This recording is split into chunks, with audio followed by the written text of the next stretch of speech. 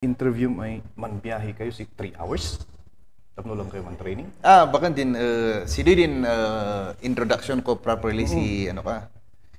So, speaking of din work, na-meet ko din ay judoka na brown belt. Din, Filipino? Filipino. Yung friend ko, ang Gana Duani. Who is a Brazilian brown belt right now in Ireland.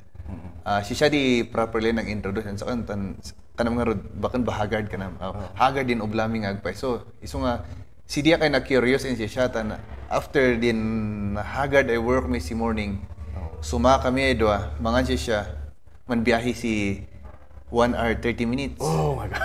Kasi man training 1 hour 30 minutes man tauli kasi 1 hour 30 minutes kanak ngay naabos oras mo kasi mapupuyatan adi siya. Oh.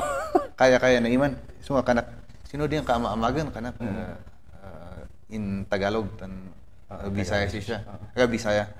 So man kinautan sa Tagalog kasi nakawanan. Sina-explain ay judo kasi siya, brown belt as in mut lang waday nan isurod anda ibakulod nan isurod in siya jiu-jitsu isumaway idea na sin siri kanana. Sinaidim amya kay gym kanana. Sa famous ay gym sina buong the whole world. Sinan ininiadan iman sa kanya ay sorsoruan. Kasi min panistorya, no? Di ba, doon yung team lakay, magagaling sila sa ganito, ganyan, kanan na iman. Kasi yung kanak, may kod nga ro day, isurom sa kanan, kanak. Idi iman din, idi nagapon sa kan din initiative, ay umisuro ka nga ro, kanak. Asi na isuruan sa kanan. So, na-start kami sin living room, tiles din na natanggal din. Iso nga din, man-change level, tug-tug ka na kanan din, tumungkosin. Parehas kami.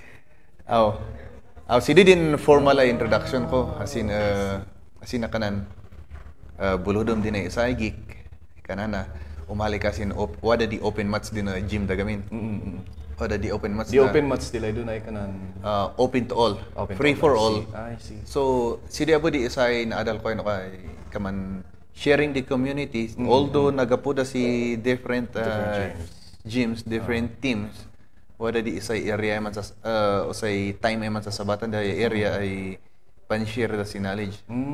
So di ka man ano kani di although wada kayo si usay competition ngam may din growth yung as a community mo lang siya din pangkalkaliyantad ko na adi mangyari di magadi growth din sport as a whole.